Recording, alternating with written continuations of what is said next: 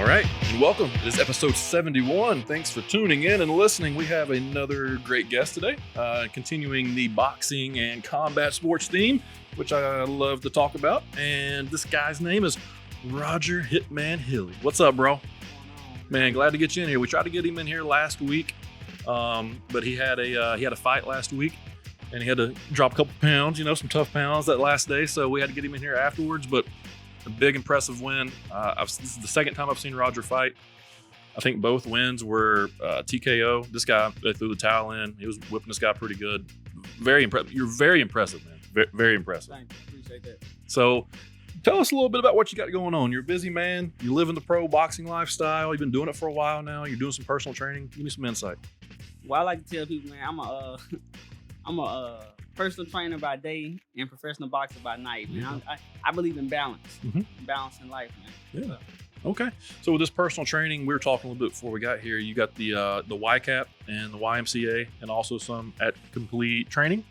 Yeah. So what I do is in the morning, I get up about 5 o'clock in the morning, and first client is probably about 6:30, and I got some at home clients that I go to, and most of my training at complete. Okay. So but now I'm starting a new gig at the YMCA, which that'll be my first move in the morning. I get up, train a client there. That'll be a class that's available to all the members of the Y. Okay.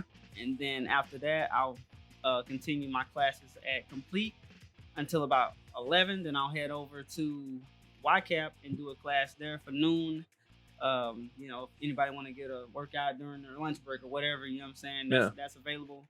And then after that, back to complete, train some more clients, and then I'll finish the day off with a kids class, 5:30 to 6:30 at the YMCA YCAP facility, and then an adult class from 6:30 to 8 at the YCAP facility. That's awesome. Yep. That's really, and then you got to get your training in too. Yeah, then I got my training. So my training happens at the YMCA YCAP facility as well, and that will happen after the morning session that I do at YCAP.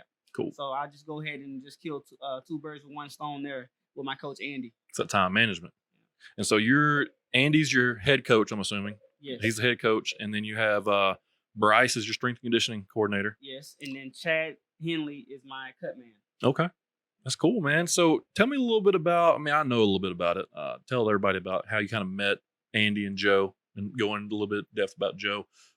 Great people. They run the YCAP boxing here in town. It's a big charity organization that can give back to the kids in the community that need a little bit of help, need some guidance, and there's no better help than to be around some great people that want to train guys to fight. It's fun. It's an awesome place. I've been there. I've trained there a little bit, and they come and they used to do some speeches when I was at UTC and also when I was at Lipsy. They're big friends with Johnny Jones, and I love those guys and support them if you can. So tell me a little bit about how you met them. So I met Joe and Andy when my brother Joseph Too Fast Francisco was in YCAP when he was 11. Okay. And so he moved in with them and he was boxing and stuff. But I'm the little runt, so I'm the youngest of 6. So he would always say, "Hey, can we go check on my little brother? Hey, can we take him, something, a karaoke machine, a bike, or whatever?" And they would stop by periodically, just just checking on me or whatever. And they would go in and they would see, "Hey, there's no food in here, there's no lights, there's no water," And me being a kid, I thought that was the normal way of living. Yeah, I just won't eat today. Right. That was just a normal. In almost every kid in the neighborhood was the same thing. So I thought that was normal. A lot of kids don't know that. They really traumatized. They don't even know it. You know what I'm saying? They think that's the way of life. But anyway, so they were seeing that, and so eventually they was like, "Hey, would you like to come live with us?" And so that's how that's how I moved in with Joe and Andy, and so I never was in a system or anything, but they became my legal guardian, which made them they can make school decisions for me and medical decisions for me. Really? Yeah. So I never went through a group home or a foster care or anything. They signed to be my legal guardians. That's awesome. They're great people, man. Yeah. And they've done that for a bunch of kids in Chattanooga. So they're great people. So when you moved in with them, do they have like a place that they put the guys that they're bringing in to train and take care of, or do they or is it like their house? I've Yeah, always wondered that. it's their house, their personal house. Um, and so they literally raise you as their own. Like you're you're So when I was living there, it was Andy and Abby, their biological children, Hmm. and then it was also I was in there with Earl, Brian Brewer, my brother Joseph, Hmm. and it was me. So I mean, we had bunk beds. So I was on the top, and it was Joseph and Brian and Earl was downstairs. We all just lived like one big family. That's We awesome. had family meetings almost like at least once or twice a week, Yeah. and we had family breakfast every day. Just that was things that I had never grew up doing. Yeah. Kids from my neighborhood wasn't going hiking and taking trips to North Carolina, snowboarding, things like Hmm. that. So it like opened my mind up and showed me that there was a different life, and a different path. Yeah, What and I'm if you can go get it for yourself too. saying? They teach you those things. So then you said around 10 or 11 or around 10, 9 and 10, you start boxing, start training a little bit, and that's I guess before you ended up going with them though. So you're boxing while you're living with them. Yeah, Is that correct? yeah. So before I moved in with them, my brother Joseph would come home with socks on his hands and get on his knees and like kind of like teach me the stuff that he had learned that same day at the gym. Yeah. So um then when I moved in with Joe, I was already kind of like a little bit ahead because I had got that training at home with my brother. But I wasn't that good though. Yeah. I knew the movements, but it's different when you're really getting hit in the face. Right. So yeah, so like I tell the kids that start at YCAP all the time. When I first started, I used to get beat up. Like, it was just keeping it real. Right. I used to get beat up. I didn't walk in there being a superstar. Yeah. And so that kind of like helped them not be discouraged and Yeah. stuff like that. Every professional was once an amateur, right? Yeah. Everybody's got to Yeah. start. So, man, like I said, I've seen you fight a couple times. You're really good. Like you're really good. Like I've seen these other guys around here fight, and I've watched other you know guys that haven't made it necessarily. I've seen them fight. You're good, man. So like, how do you get to the next level? You've talked about Vegas. You've talked about being out there in Vegas a little bit. Kind of go in depth on that.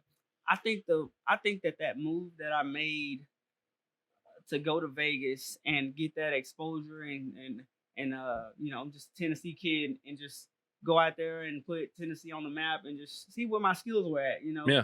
I didn't know before I went. I had sparred some guys around this area. I mean, and Tennessee, the talent's kind of spread out. So I mean, might be a good guy in Nashville. There might be a good guy, saying in Memphis or Knoxville. Memphis or something like that. But it's spread out. You know what I'm saying? It's not like I feel like on the West Coast, like if you go to San Diego, there's gonna be 30 killers. You know what I'm saying? Yeah. In one gym probably. Yeah. You know what I'm saying? Like Mhm. the talent is like it's thick out there. Yeah. So I just wanted to go out there and just see where I was at and just put my name in the circuit. But I think that it's a combination of what I already learned here with Andy, Mhm. and I think it's a combination of what I learned with Andy, and then going out there, having knowing that, because all I've been doing is combining everything. Yeah. Like I don't go somewhere and then, oh, this is the right way to do it. What I've learned before is wrong. Nah, I don't think like that. Okay, I learned that. That's for my speed. I feel like when I went to Vegas, I focused more. The guy I was working with, his name's Bullet, and he focused more on power. You know what I'm saying? He has a guy that he that's like 11 or I think 13-0 with 13 knockouts. Okay. You know what I'm saying? So I mean that's his fighter, and they work on power. Mhm. Like I said, they do mitts for like 30 minutes straight, nothing but power shots. So I worked with him for a full year. So I feel like a combination of what Andy put with me, Mhm. speed, being having good reflexes, Yep. you know, Angles, footwork. angles, footwork, and then going out there and getting power, Yeah. and then sparring against people who kind of have a bigger name, Yeah. and then come back and just saying just keep on building on what that foundation that Andy had already started. Now you were at what 19 is when you went out there? Is that what you said? No, I went out In I 2019. went out there in 2019. Listen, this man packed up his life and drove from Chattanooga to Las Vegas. You got to respect that, right? Didn't have a plan. Didn't know anybody. Did you go with anybody? I went with my uncle KK. Yeah. Yeah. So, okay. So I went with him. You know, we just packed up in the car. We probably stopped like maybe 4 times, stayed in different hotels. And when we got there, like I said, we didn't know anybody. We went to the gym. The gym was closed. So we're like, and this is Mayweather's gym, the money team gym, by the way. Okay. Yeah, so we went to the Mayweather gym, and the gym was closed. So we didn't know what to do. So we get on the phone, and we're calling different people. We're just calling around, messaging different companies and stuff like that. We finally got in touch with Floyd's cousin. Mm-hmm. And they were like, hey, man, we'll let you come to the gym. And they, you know what I'm saying, they charged me like $100. And it was, I got to the gym, and they tried to assign me to someone. The first guy was like, nah, I'm too busy. Because they hadn't looked at me yet. They hadn't seen me. Right. So he was like, nah, I'm too busy. You know, I got this guy. He got a fight coming up. So we went to the next guy, which was Bullet. And Bullet was like, I'm going to make them regret not taking you. Right. And then so I just started training with Bullet. And then so keep in mind, I didn't have anywhere to go. I didn't have a plan. Yeah. I just took a leap of faith. Just went out there, and then I hit Bullet. I said, hey, man, do you know of anywhere I can go? You know what I'm saying? And he was like, let me get back to you after practice. It was right at the beginning of practice when I said that. Because I'm at practice, I can't focus. Because the whole time I'm hitting the bag, where am I sleeping tonight? Yeah. I'm hitting the bag thinking about where am I sleeping tonight, you know? So after practice, he said, hey, go to your house, wherever your stuff is, get your stuff. I'm gonna send you a location. You know, I went to where my stuff was. I packed it up, did not knowing where I was gonna be, and then I went back to the gym, with my stuff, and then because he hadn't hit me back yet, so then he texted me and was like, come to this location. So I went to the location. And let's see. Yeah, I went to the location, and it was like this big mansion. Okay. Yeah, it was like a big mansion. And so like I went in, and it was like all kind of fighters from all over. It was fighters from Miami, fighters from San Diego, Oakland. Just so what it was a fighter house. Oh, okay. What they do is they take different fighters from all over. Yeah. And they house them. They feed them. You know what I'm saying? Yep. Now, keep in mind, this place isn't like a legit housing place. It's a family that lives there. You know what I'm saying? This guy is a good guy. His name is Lonnie Lopez, and his son. So what happened is Bullet trains his son, and so they built up a chemistry where they have a team now. Yeah. And so I guess Bullet was like, hey, can I have fighters at your house? And then so now that's what they do. You know what I'm saying? So it's like Joe and Andy out in Las Vegas. Exactly, for fighters. Yeah. You know what I'm saying? You know, so but there was no guidelines there though. You know what I'm saying? It was kind of like, well, what's that show? What's that UFC show? Ultimate Fighter. It was kind of like that. They just going wild in there, you know what I'm saying? But it was good to have that kind of, you know what I'm saying, safety or security to have somewhere to be. Yeah. You know what I'm Absolutely. saying? Yeah, we wake up, we go, first thing we do, we were in the gym every day. I'm talking about we would get up, go to the gym at like 10. We wouldn't leave the gym till like 5 in the afternoon. Like we spent the whole day in the gym. Really? Yeah. We spent the whole day at Mayweather's gym. That's cool. Beautiful little girls in here. What's her name? Royalty. What a great name. Yeah. What a great name. Yeah, you know, I had to keep the R going. Yeah, man. What a great name. Yeah, she's cute. I didn't know what the name was until like she was about to be born. Yeah. Like we were still deciding on the name, and then this thing, Royalty. You know what I'm saying? It just popped up in my head. That's awesome. Yeah. Some paper? Yeah, absolutely. I'll get you some paper right here. Here you go. Yeah. Here, just take this notebook, and here's a pen. There you go. All right. Yes, she's cute, man. Thank you. She's 5, and she's big. She's not big. She's tall. Yeah. She's gonna be a little athlete, I think. Yeah. I hope so. Some kind of sport. You know, I don't even care. Yeah, Some something kind of sport. something to be competing Yeah. and not getting in trouble. Yeah. That was me, man. I had to stay in sports, stay out of trouble. My parents did a great job at that, keeping me involved. So, all right, man. So you go out to Vegas. You train a little bit. Out there for a year. Is that what you said? Yeah. I came back. I went out there November. I went out there in November, and I came back. Let's see, November of 2020. So you were out there during COVID, Right when I went out there, COVID hit. huh? Yeah. So how was that? I mean, it was awful, really, because I mean, it shut down everything. There was no fights, so I just took advantage of it. Just stayed under that Mayweather wing, and just soaked it up like a sponge. Yeah. You know, I mean, I wasn't gonna get any fights. I mean, that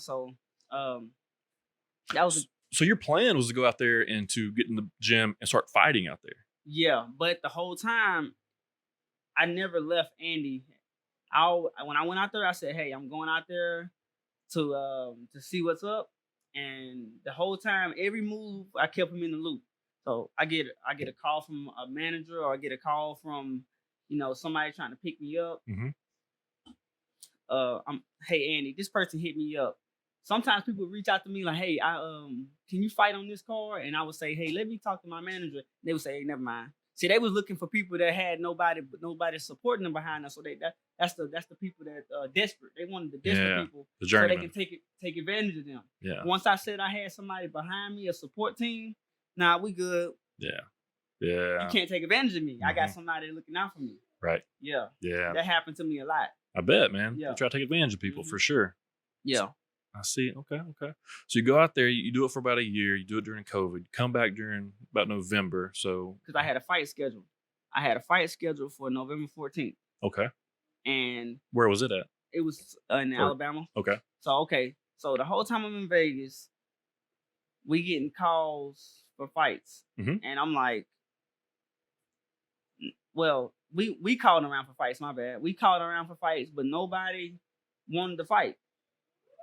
Nobody wanted to fight at 135. Because you're good, right? I mean, what I'm saying, not to toot my own horn, but people, we was getting 12-0 guys, people that are undefeated. And they were saying, they were like, they would say yes at first. And then probably an hour, maybe a couple of days later, nah, we decided we gonna go another route. Yeah, because they watched that film. So then the guy out there who was I had linked him up with Andy, and they were gonna do. I mean, he wanted to do a partnership management kind of thing. In Vegas, that would. Yeah, the guy, his name is Junior. He's a good guy. We was gonna do a partnership or whatever. Yep.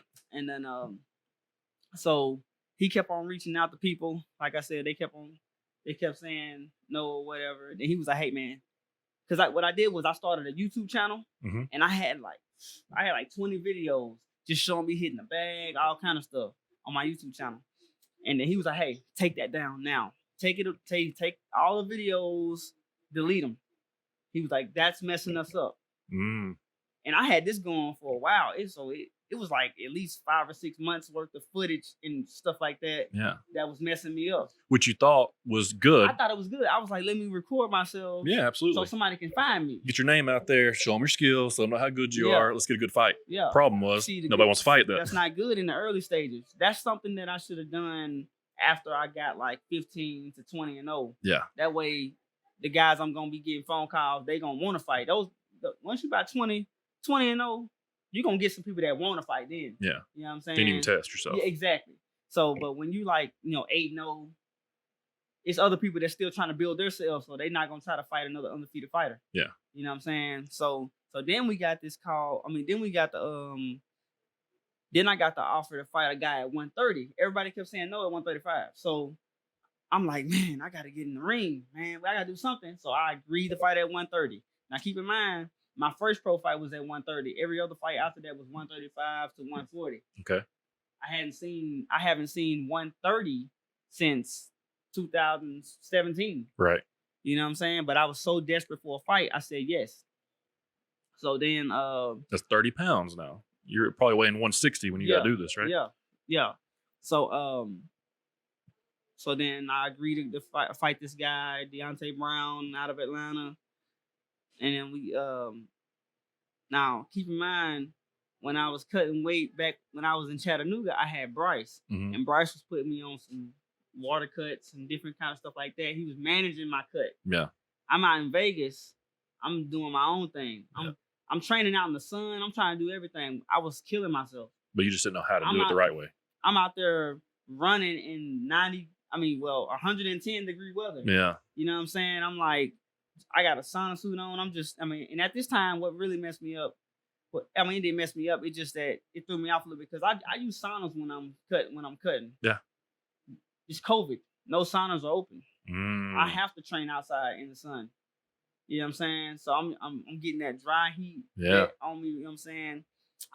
At one point I lost 10 pounds in one day. I Ooh. got sick. I panicked. And then I ate a bunch of food. I was like 135 at this point.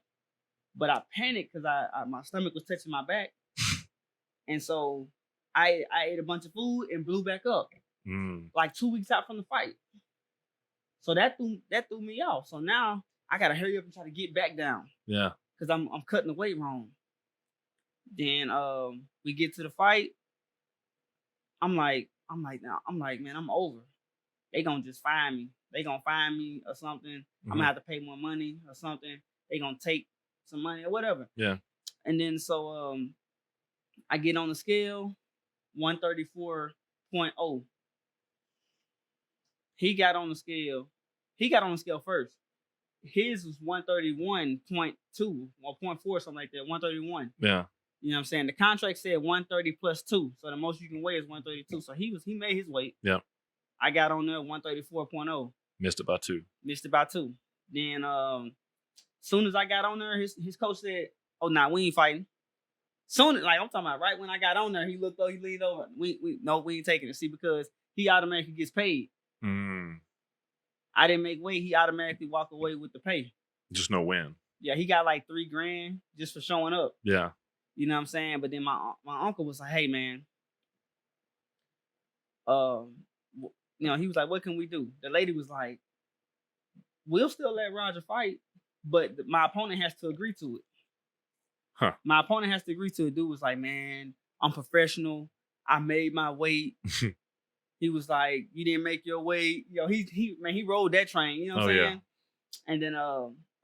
And then so the fight could have still happened if he would have agreed to it, but he was like, "Nah, I'm staying professional. I made my weight," which he has every right to do that though. Yeah, made his weight. He weight. has every right. He made his weight. You know what I'm saying? That's a free paycheck. Yeah.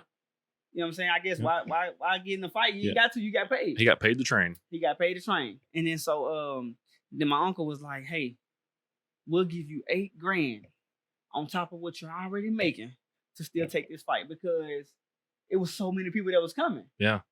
I mean, my uncle had a whole bus full of people from Chattanooga riding up there, a whole bus. Mm-hmm. He bought a bus for people to ride up, all you can drink.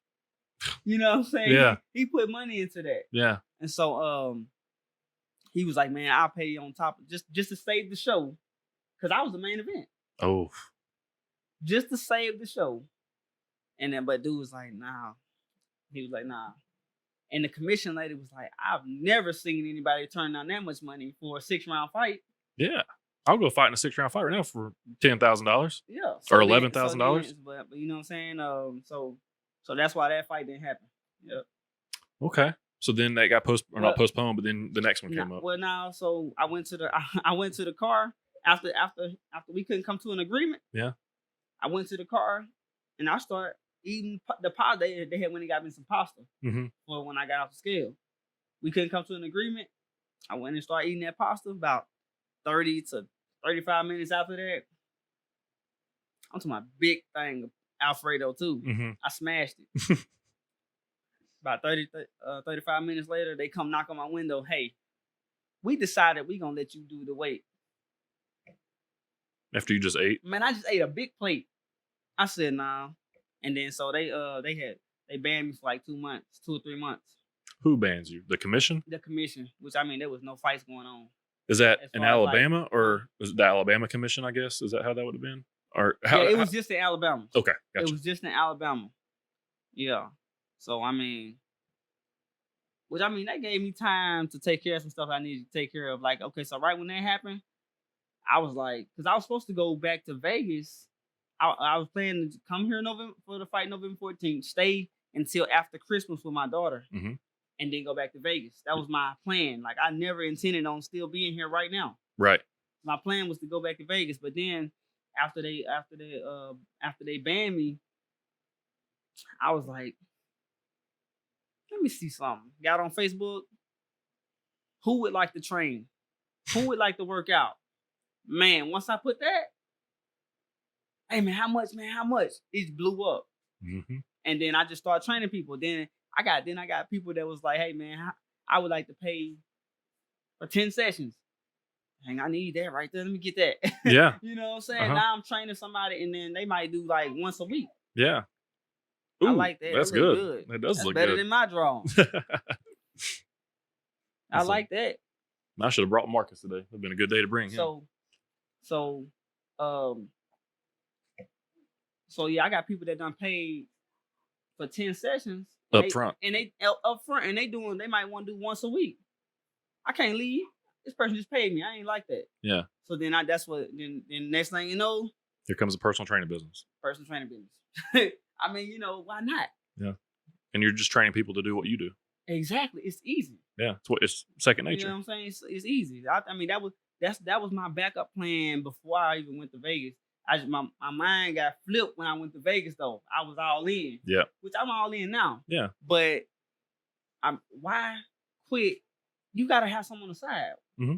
You know what I'm You saying? have different streams. Yeah, I know. Like when people say, "Oh, Floyd fought he fought an electrician his first couple fights." Okay, would that make him not as good or something like that because he was an electrician? Yeah, he can't train on the side. That's what I'm saying. Like, you mean? So that's why I was like, man, I'm a balance, man. So I just trained other people during the day, built up a clientele. And I used my professional boxing career to build that up. Yep. You know what I'm saying? I knew that after this fight, people gonna be hitting me up trying to learn how to box. Yep, and they did. Exactly. So that's what I do. So I mean, and then when I'm done with boxing, when I'm done with boxing, I would think I would leave boxing probably. I'll never leave boxing, but I would think I would be done boxing professionally.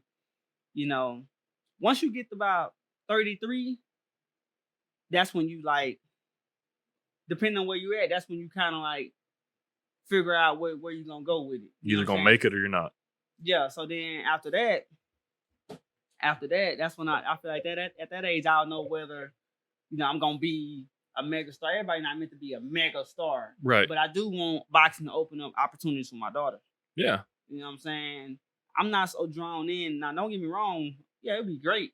I'm gonna work hard to try to be that mega star. Yeah. But I'm not gonna be like to where I put all this into boxing and I ain't got nothing left. Like, you know what I'm saying? I'm putting stuff at other places too. That way I don't need boxing. Yeah. Boxing absolutely. is great. Right. But I don't need it. You know what I'm saying? Some people need it. That's awesome. Some people nothing without it. They need it. You know what I'm saying? I don't want to need it. I want it to be a contribution to everything else that's going on. It's a great way to put it. Contribution. Yeah. It's a great way to put it. Not a hobby. It's not a hobby. You know what I'm saying? Yeah. Getting paid for it, but it's also paying other things. Exactly. Or building other things. Exactly. Yeah, that's good, man. That's really good. I love personal training. I love training, I guess. I love working out. I went to school. That was what I went to school for, exercise science, that type of stuff. I've trained people. I've never trained people for money. I've trained like some friends of mine that just needed to lose a little bit of weight or stuff like that. But I've always been interested in it and kind of how it works. But you seem busy. You seem like you got a full plate when it comes to personal training. So yeah. I mean, like in the kids class, that's gonna be a free thing. That's gonna be free. Yeah. To the community, to the kids in the community from ages 8 to 17. So. Really? Yeah. So. And that's gonna be the late class at the YCAP? Yeah, that's the late class at YCAP. And then the adult class is gonna be $40 a month through the YMCA. Okay. Yeah. So that if they want to show up, they can show up. If not, they don't have to. They can show up and get a membership right at the door. Yeah. That's awesome, man. It's really cool that the YMCA has partnered up with you to do that. Yeah, I think it's gonna be something that grows, man. Because I feel like if they promote it the right way, and then just me, keeping my nose clean and doing what I do, I feel like it'll grow big. Yeah. It'll be big, yeah. So you let them do what you're doing. So you're putting them out there. What are they doing? Running like hills and sprints and Well, yeah, hills, hitting the sprints, bag and pads and stuff like that. hills, sprints, ab work, bag drills, footwork. I mean, the whole package, really. You know what I'm saying? Now, that is the thing that's going to separate it, though. And, you got to have something you got to have something to say for them to say, hey, why are you choosing the group class over the adult class, over the private training? Because, see, what I do at Complete is private training, one-on-one. Mhm. I'm standing over you the whole hour. So, and then the class at YCAP, it's a group class. Yeah. So that's gonna be something to have people, you know what I'm saying? That means they don't have to just go to one thing. Yeah. I want to get better at this specific thing. I'm going to the private class. Gotcha. You know what I'm saying? But also, I want that team atmosphere. I'm going to the group class. You know what I'm saying? Stuff like that. Huh? You want to sing? You can sing. I don't know if you can sing on the microphone, but you can sing. Yeah. But. Well, that's good, man. That's really good.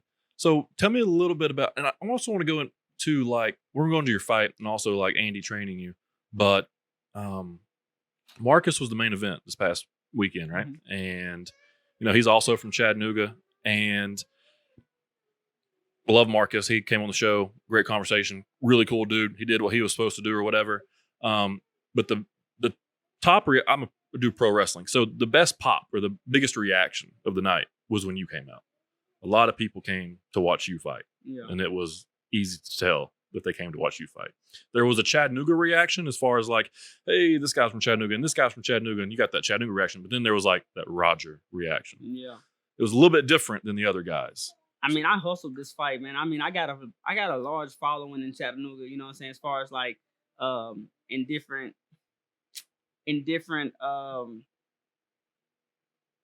I got this kind of crowd over here. This might be a corporate kind of crowd. Yeah. I got this crowd over here. This might be more of the, the urban crowd. Yeah. You know what I'm saying? I got different crowds that follow me because I've lived in every neighborhood in Chattanooga growing up. Yeah. You know what I'm saying? I've ran with those guys before. I wasn't in it. I've never been, I've never been down like that. Right. But I've always known them. You rubbed elbows. Rubbed elbows, and they've always been like, hey, what are you doing over here? Like, they know I was doing something good. Get out of here, man. Yeah. You know what I'm saying? Get out of these parts. This ain't for you, even though I might be from there. Right. Like, I had a dude tell me to get out my own neighborhood I was from before. You know what I'm saying? Because I'm from College Hill Courts. Yeah. And I'm out there just walking around. Hey, what are you doing out here?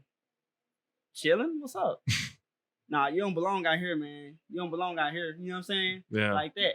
So, a lot of people know me. I feel like I'm a people's champion. And I think that, like I said, YCAP has a lot to do with that as well, because the people that was at that fight, they have watched me grow up from a little kid. Yeah. That's what it felt like. Yeah, they know me, like, they know me personally. You know what I'm saying? A lot of my clients were there. So, I mean, people that have like literally, like invested in me as a kid. Watch me. I had teachers, like one of my one of my elementary teachers, you know what I'm saying? So so I felt that energy, man. I felt that energy, so. Yeah, I saw several people that I knew that were there to watch you. And some of these people you train. So it was cool, man. It was really cool to hear. So talk to me a little bit about Andy and what Andy means to you as far as like a coach and what he brings to your team or what he brings to you, like for your game plan and kind of how that works out. Man, Andy is the best coach I could ever have. Like, the chemistry between me and Andy, like I said, I went out there and I've, you know what I'm saying, tried to build that chemistry. We, you know what I'm saying, good coaches, but there'll never be Andy. Yeah. Andy really, like, you can tell his energy, you can tell that he cares. You know what I'm saying? Doesn't want a penny. Yeah. You know what I'm saying? Just wants to see me, you know what I'm saying, be great and try. He wants to build the empire. As far as it was his idea, he reached out to the YMCA. Hey, this is the man for the job. You know what Gotcha. I'm saying? Mm-hmm. I mean, because they could have got anybody else. Yeah. You know what I'm saying, to do the class. Right. But who would be better than someone who has came through the program? Yeah.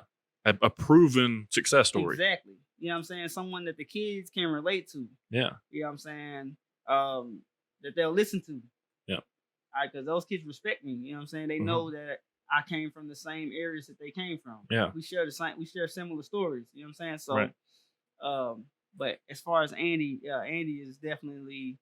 I think this was all meant to happen. This was all fate. You know what I'm saying? Even when I got back, he was like, "What happened?" Because at first, you know, Andy was like, not that he didn't want me to go out there, but he was just, you know, concerned as a big brother coach. You know what I'm saying? And but after when I got back, he was like, that needed to happen. He was like, that year that you going out there, that needed to happen. He was like, everything in the past year. So he thought you going out there, everything was good that you brought back. Yeah, he was like some stuff that like we worked the mitts, like we worked the mitts, and he was like, yeah, you doing this better, you do this better. You know what I'm saying? But it was some stuff that he was like, they messed this up, which was good because I did feel like, you know, I lost a little bit because when I went out there, I'm focusing on power so much. Yeah, I lost kind of some of the rhythm, and you know what I'm saying, like some stuff was gone. Right. But wasn't as tight, maybe? It wasn't as tight. My footwork wasn't as good because Andy really focused on the footwork and stuff like that. Yeah. So, and head movement and stuff like that. So, going out there, learning how to throw certain punches better, throw power punches better, and then came back, touch up on the speed, get my footwork back, and then it showed in the fight. Man, did it. It was wild. Yeah. You wore that guy out the entire time. I mean, it was impressive. I was sitting right beside Joe ringside. And he was like, you can tell when he gets excited because like he didn't say a word the entire thing. Then you came out there and he was over there giving you advice. He kept saying, what does he kept saying? Giving up? What's that mean? He kept saying give up or something, or like he kept. I couldn't figure out what word he was using. He was like give up, like come up. I don't know, man, but he kept hammering on it. He probably was saying throw the up or something like that, throw uppercut or something. He might have been saying throw the up. I don't know. Yeah, throw the up. Yeah, but he wasn't. He was quiet the entire time. Then you came out and he didn't sit down the entire fight. Yeah, the crowd. I definitely felt the love in the crowd, man. Like you said, you know, it was a chat town kind of for everybody. You know, there was some chat. Right. But I definitely felt a difference when I went out there. Oh yeah. You know what I'm saying? Yeah. The crowd like loved it. Yeah. It was electric for what that arena could be for sure. It was good. And I wish more people would come out. I mean, it was a good crowd, but I mean, I wish more people would come out, man. Like there's no reason why there couldn't be thousands of people in there. Yeah. I mean, this promoter that promoted the show, he's kind of like in the beginning of his promotion career. Okay. So, you know, it just takes I feel like the next time I'm out and we do a show, especially from the feedback that this show had, it'll grow. And then by the fourth or fifth show, it'll be packed out. You know what I'm saying? Just over time. Yeah. Bring boxing back to Chattanooga. You know what I'm saying? Yeah. I mean, I've had people message me though and tell me that, you know what I'm saying, I'm the, you know, as far as the best boxer that has since Jay Bell. I mean, they put Jay Bell up there, but you know what I'm saying? I mean, it's a lot of different boxers in chat that feel they're the best. I feel like my performance showed that I'm the best. Listen, you're good, man. Yeah, so you're good. You know, I don't know how else to say it. But I'm a competitive person, so I mean, I feel like everybody in Chattanooga should be like, I'm the best. I'm the best. Absolutely, the best. Absolutely. Yeah, you know what I'm saying. So, and nobody else that feels they're the best should get mad at the other guy for saying they're the best. Yeah, I mean, it's you know just what I'm saying. If you say you're the best, you believe you're the best. We, you know what I'm saying. We're gonna go out and we're gonna put on a show and I'm gonna try to prove I'm the best. You're gonna try to prove you're the best. That's how it should be. Yeah. That keeps everybody alert. Yeah. You know what I'm saying? And it makes boxing better. It makes the show better. Exactly. Higher level. Yeah. So. Yeah, man. I hope it does get like that. So boxing's different. So I do pro wrestling too. So I have like a little pro wrestling background with like the promoters and different shows and different areas and stuff like that. Right. And how it works on the card and the storylines and all that. So with boxing, what I've started to understand, and Marcus talked a little bit about kind of like the journeyman and all this stuff. I've been going on boxrec.com, just kind of checking out some you know, records or whatever. Some of these guys are like 0 and 100. Yeah. Definitely. And he was telling me they sometimes make more money than like the guys that are good on like the regional stuff. Is that the case? Yeah, it's the case because to get a good opponent, you have to like pay to bring them in. Yeah. So you know what I'm saying, you might come out of pocket, or you might have sponsors that will bring your guy in. Yep. Somebody that won't lay down, you know what I'm saying? And the better your record, the higher the price. So if you want somebody that's not gonna lay down, I mean, if you want somebody, if you get anybody, you just pay a guy $800, he gonna come in there and lay down. Really? He gonna ball up in the corner and just, you know what I'm saying, get that paycheck, lay down. But if you want a really good opponent, flown in, who want to fight, you're gonna have to everything adds up. So you gotta pay for, you know what I'm saying, the hotel. Yeah. You gotta pay for his food. Yeah. Travel. His blood work. You know what I'm saying? His travel. You're gonna spend about $4 to $5 grand, maybe $6, depending on your record. Yeah. And so it's pretty pricey. And then so you don't really get nothing because you had to bring that guy in. Right. You know what I'm saying? But you might get a win over a better guy. Win, but if you good with the promoter, then you'll get something off of the ticket sales, table sales, and stuff like that. So that's where you really wanna capitalize. Get that crowd so there. So sometimes it might not be a lot of people at the fight, but it might be the big ballers at the fight. Mm. It's not always in how many people's there. It's who's there. Who is there? Yeah. That's you interesting. know what I'm saying? It might be a guy. You know, I know plenty of people that got 4 tables, one person. Yeah. About 4 tables. You know what I'm saying? Like, you know, so yeah. Yeah. Johnny Jones. Shout out Johnny Jones, Lipsy Logistics. Yeah. That's big baller dude. over here. Yeah, that's my dude. Yeah. Yeah, he always helps out, man. He's always looking to support. Yeah. So and with that, like in the pro wrestling, I was going with that. So you said 15 to 20. If you're good, you want to almost hit that 15 or 20 mark before you kind of say, I want to go get this guy. Is that like, when do you get the call and be like, okay, now it's like, let's go co-main a pay-per-view, or let's go be on the main card somewhere? Like, how does that kind of work? Well, I mean, I got offers when I was in Vegas to be on plenty of cards. You know what I'm saying? I think my biggest offer was a top ranked card, but they wanted me to get a fight like I just had before because I had been out for so long. Because my last fight before this one was April of 2019. Gotcha.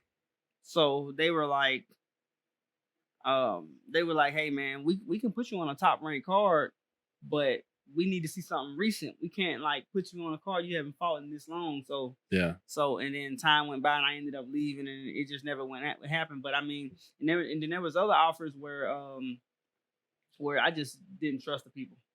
Gotcha. You know, it was plenty of people that hit me up and I was just like, had that feeling. I just had a feeling, man. You know what I'm saying? And then I come back here and then the first fight, come back here and train with Andy. First fight that I'm offered, let's go.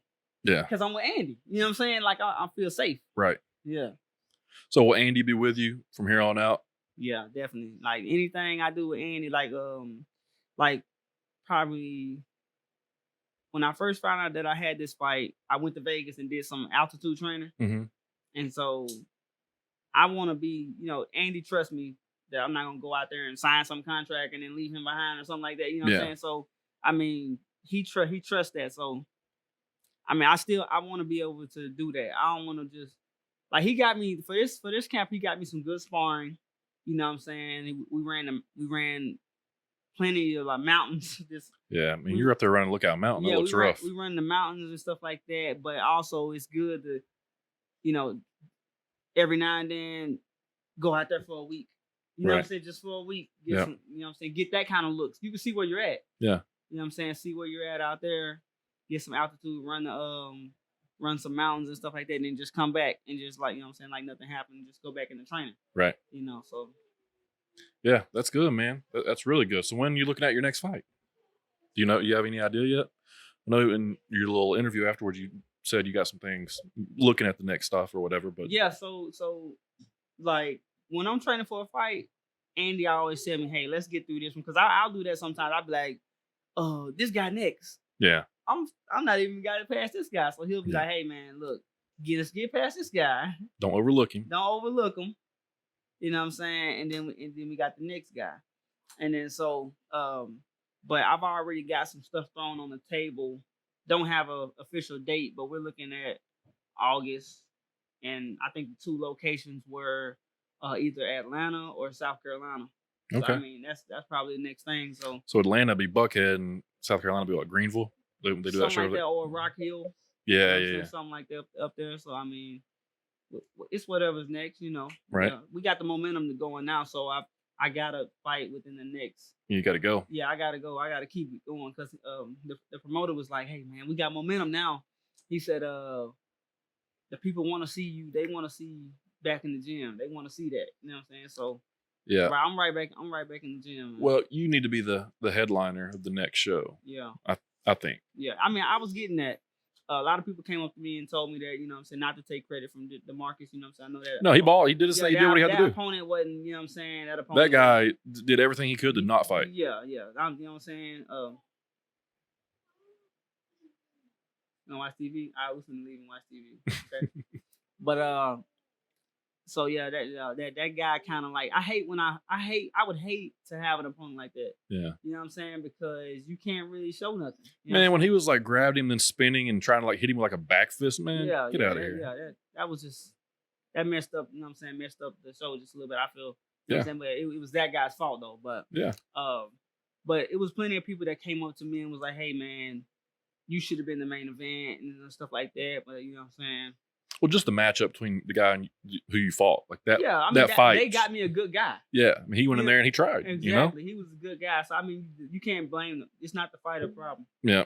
Yeah, you fight who they put in front of you. Yeah. You know what I'm saying? Yeah. Yeah, that guy you fought. I mean, he had boxing skills. Yeah. He just he was punching. I loved it because he was punching. He gave me something. You know what I'm saying? I hadn't had 8-ounce gloves on in so long. So that was good. What are you training with? 16? I trained with 16. So, and I kept telling them, like, I'm in the gym training, and they like, keep your hands up, and I'm like, I'm trying to keep my hands. I'm like, look, y'all gotta take in consideration. I'm doing this. I'm hitting the bag for 40 minutes straight. Yeah. With 16s on. Right.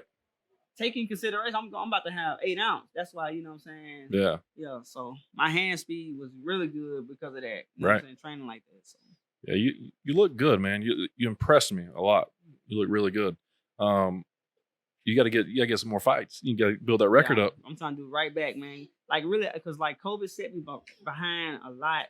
And then after the April 2019 fight, it was a standstill then, and then COVID hit. So I mean, that really threw me off. So I mean, I'm really supposed to be at least 17, 18 and 0. You know what I'm saying? Now, something like that. And right now, it's probably gonna take you what? Probably looking at 3 fights a year, four fights at the most. Yeah. But I think Andy was like, I think he said the way that we're going right now, finish this year out with be 12 and 0. Yeah. Finish this year out 12 and 0. So what are you at right now? You 9 and 0. 9 and 0. Yep. Trying to get 3 more fights this year? Yeah, I think we're on course. At the least 11 and 0. Yeah. But I think we're trying to do 12. Then try to touch 15 by next year. Yeah. That'll put me up there. Then I'll definitely get some phone calls. In 2023, get those TV shots. Yeah. So what I really want to do before that happens, before I do, I mean, it doesn't have to be before, but my where I want to fight at is Lookout Stadium. Okay. And I almost had it. We had a guy that was putting shows on, Clint Powell. Uh-huh. Okay. His buddy is over the Lookouts. Yeah. Okay. Yeah. So he almost had that location because we had momentum going, and the fight was supposed to be that. You remember that fight I had, King of the Hill? It was at Camp Jordan too. But I didn't go to that one. But the original location was supposed to be Lookout Stadium. Really? And then on the forecast, it said it was gonna rain that day. So the fight happened at Camp Jordan. It ended up raining at like 11 at night. So y'all could have got it in. We could have got it in. It would have started raining. It started raining right when they was taking the stuff down. Mm. But I mean, the people that was taking down would have got rained on. Right. You know what I'm saying? Yeah. You know. That would have been messed up, the equipment probably. So, you know. Yeah. But yeah, it's Lookout Stadium would be a cool one. Man, that would be cool. That'd be cool. And people sit on the field, you know. Yeah. Like, just like you fought at the stadiums, at the You can sit in the crowd if you want to or something. Yeah. So yeah, man, that's really cool. I like that. That's really that's cool. why that's the location that I want. Lookout Stadium. You think it'll happen? I think it'll probably be about 2 years. 2 years. I just feel like, you know what I'm saying? Like your last I'm just one here. Ballpark. Yeah, like your last one here, like a big one. That'd be good, man. That'd be good. So, where do you see this? Where do you see yourself being in 5 years? Because how old are you? 27. I just turned 27. So 5 years, putting you right around that 33 mark where you're talking about. Exactly, where you see yourself? I see myself fighting for a title. But I've seen myself fighting for a title before that. Mm-hmm. But I see myself defending a title. I just see myself among the champions, you know what I'm saying? Right there. You know what I'm saying? Right there where I see myself as like a Showtime, John Porter. Yeah. Kind of like, you know, in that circuit, a guy that's known, he gonna get the phone call. You know what I'm saying? Mm-hmm. I did because you like hot shit. Yes, it do. It's on there. Yeah. Yeah, Showtime be good to get into, man. Yeah, Showtime be good to get into. I just want to, you know what I'm saying, get in that circuit. I don't know. I used to want to be signed by Top Rank, but you know, it's whoever comes. You know what I'm saying? But that's not my first offer. Top Rank's ESPN or is that Fox? That's ESPN. ESPN. Yeah. Okay. Yeah, but what's Joe fighting on next week? He's fighting on Fox. He's fighting on FS1. Yeah. Okay. That's a good card that he's on. That guy, those two guys can fight. That I think it's gonna be some people watching that card. I don't know where he's gonna be at on the card as far as like, cause you know, like when they have the card, you know, like when they have cards, they only show a couple of them on TV, right? And then the rest of them they don't show. I don't know where he's at on the card, but I do know that card is a good card, and the guy he's fighting is a good test for him. Really? Yeah, he's gonna punch the whole time. So that's good for Joe. Okay, just eat the blue one. That's good for Joe's good too, man. He's good. Oh yeah, definitely, man. He'll make you look like a fool, man, if you're out there. You know what I'm saying? He's quick on his feet, quick hands. Yeah, he definitely. And he'll take one to give one. Yeah. He definitely put on the show, man. He'll definitely put on the show. See, me and him, man. This was like, well, this probably like our second time fighting and not being on the same card. We used to fighting and being on the same card, right? Stuff like that. So do y'all train together at all? We used to. Okay. You know what I'm saying? We used to train and spar. We used to spar each other almost every day. Really? Yeah. You know what I'm saying? When we step in the ropes, we not brothers no more. That's cool. Yeah, we not brothers no more. And trying to take each other out. We done said all kind of stuff in the ring. Yeah. And then climb back out. And I love you too, man. Yeah, you know what I'm saying? Yeah. Just like that. It's getting that work. Good work. Yeah. What's up? Okay, we're gonna go. Okay. I got. Can you hold it for a second? Uh-oh. Well, what else we got? Man, there's so many things I want to talk about. I'm getting distracted. Yeah. So we're looking at going 3 more fights this year, getting to about 11-0. Got the plan out got Andy. Man. Hey, Ethan, could you take her to the bathroom?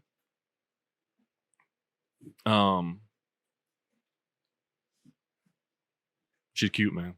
That's Marcus does the same thing when he's here. He's all over this place. He's running, jumping around. It's that age. Yeah. But yeah, man, dude, I'm super excited for you. I'm going to support you as much as I possibly can.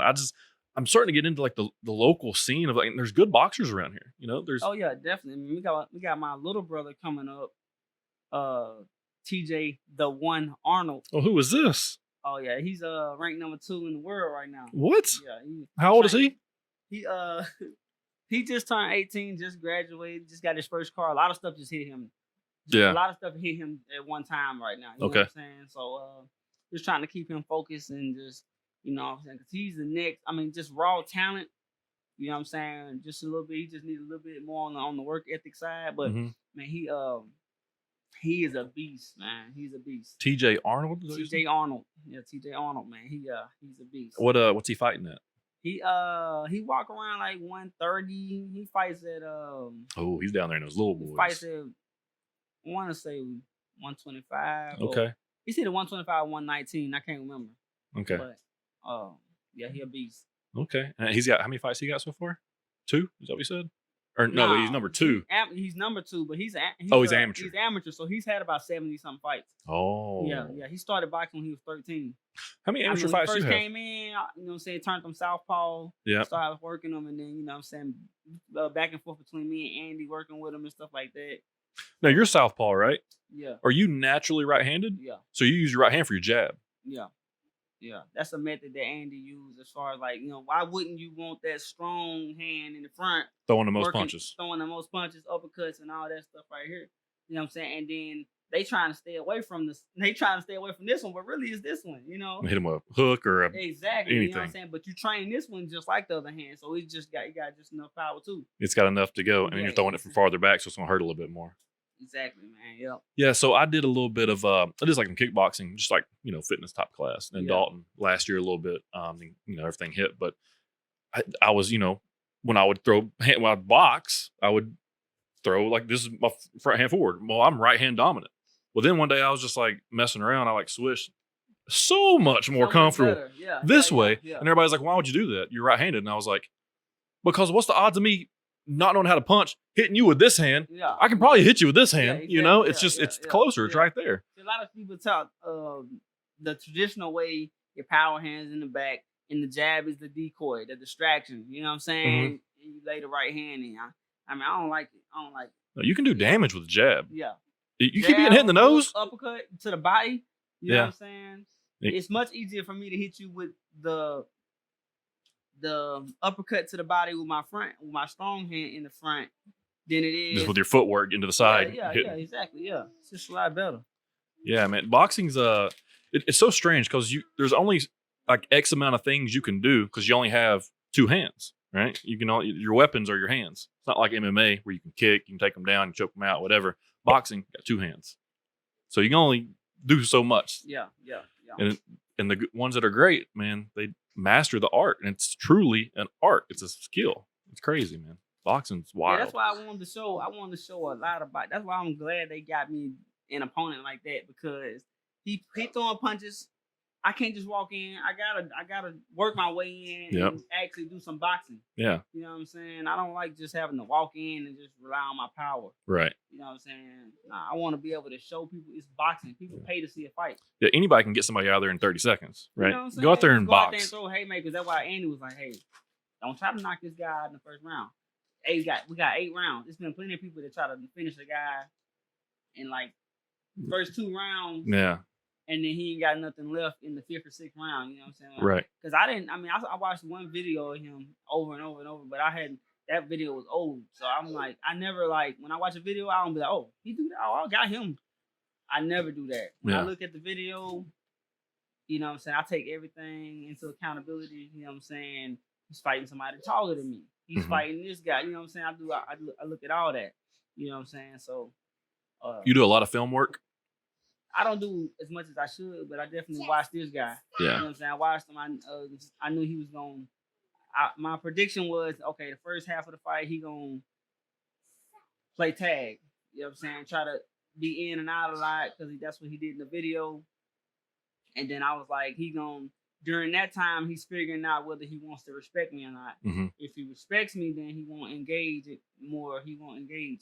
And then if he doesn't respect you. If he doesn't respect me, he'll try to walk me down, you know what I'm saying? Because he was a little bit taller than me. Mm-hmm. Like probably like an inch or 2, you know what I'm saying? So yeah, well, he didn't walk you down at all. Well, he tried to throw. I felt like he didn't hit hard, but I did feel when he hit you. When he was trying to hit me hard.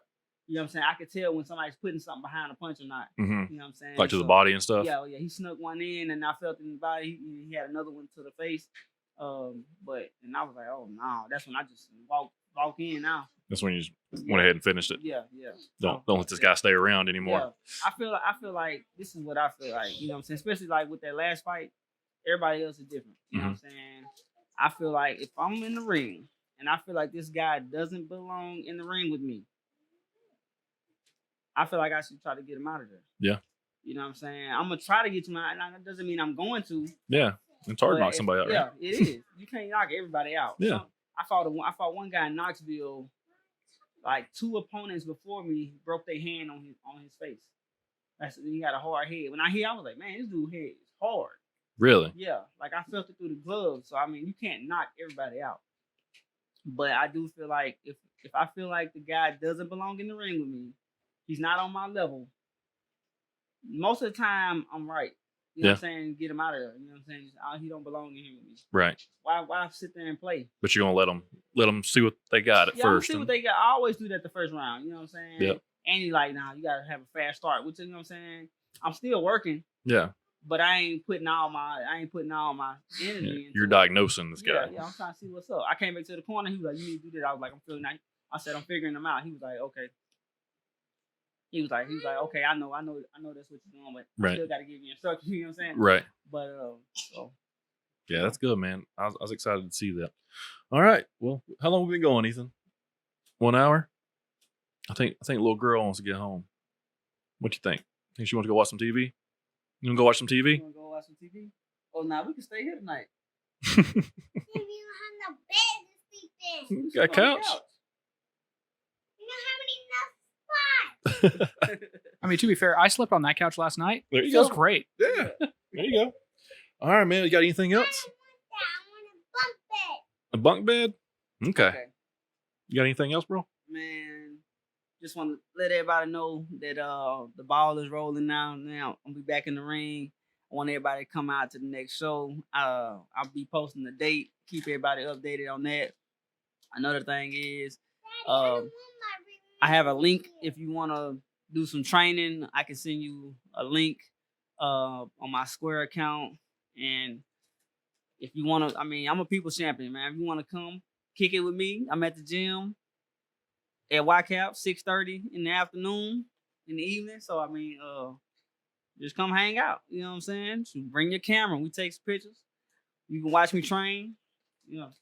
That's awesome, dude. Yeah. I might need to come down there and see you one day. Yeah. I'm trying to build that atmosphere. I got you. You know, like Pacquiao training people right there. I like that. Yeah. You want people around watching you. Yeah.